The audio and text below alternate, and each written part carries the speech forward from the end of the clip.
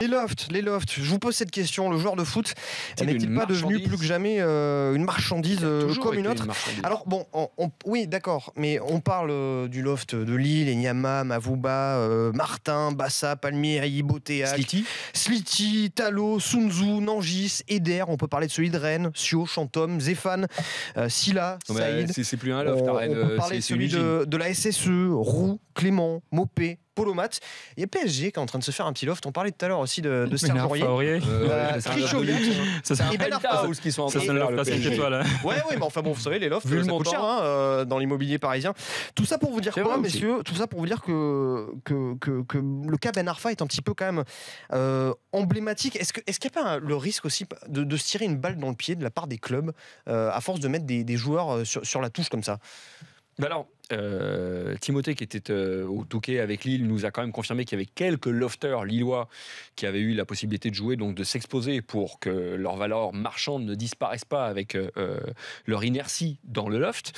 Non, je ne pense pas qu'il y ait de risque parce que c'est calculé par les directions des clubs, calculé entre guillemets, pour que le joueur comprenne déjà un message très clair, on ne compte pas sur toi, parce que c'est un message qu'il faut envoyer si le joueur a envie de s'accrocher, ce qui est humain de sa part, il n'a pas envie de se barrer, surtout si la soupe est très bonne, ce qui est le cas des Parisiens, et que le club ne l'entend pas de cette oreille, il lui fait comprendre d'une manière sèche, non, il faut prendre la porte, mais avant que tu la prennes, tu vas continuer à te préparer physiquement, ce qui est, je pense, quelque chose que le club en France doit aux joueurs par rapport à la charte du joueur professionnel. Ce qui n'est pas tout le temps le cas. C'est un peu plus maintenant, ça n'a pas toujours été le cas. Oui, mais tu vois, par exemple on a un joueur, je te parlais de Zéphane à Rennes, le latéral, tu vois, il dit on n'a pas les mêmes séances que les autres. Il l'a dit là cet après-midi. On n'a pas les mêmes séances. Mais on s'accroche. Oui, non, mais bien sûr qu'il peut s'entraîner.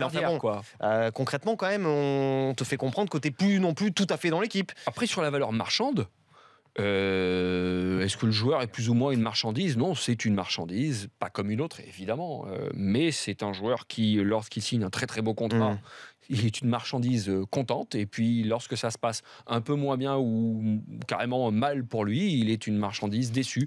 Il rebondira, ils rebondiront. Alors, moi je suis partagé, je suis d'accord avec toi, parce que le club...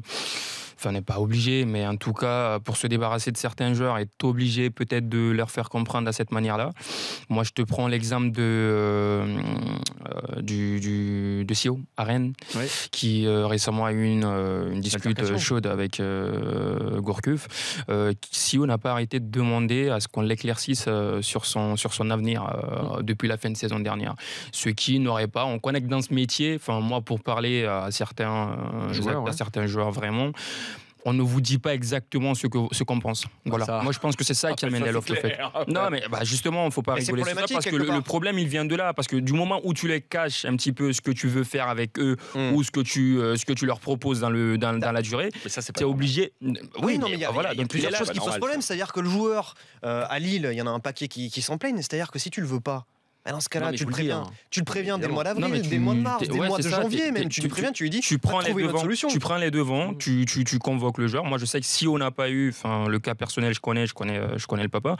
Le cas personnel de Sio, c'est un petit peu ça. Il n'a pas eu de discussion en tête-à-tête au fait avec la direction. Voilà, il y a souvent des esquives, il y a souvent des réponses qui sont sous-entendues, mais il n'y a pas de réponse claire au fait. Donc au final, ça t'amène quoi dans quelle situation? Ça t'amène à avoir beaucoup de joueurs avec lesquels tu veux te séparer, mais avec lesquels tu n'as pas le courage d'aller dans le fond du sujet, au fait. Donc, au final, tu as un loft et tu as du mal à t'en débarrasser.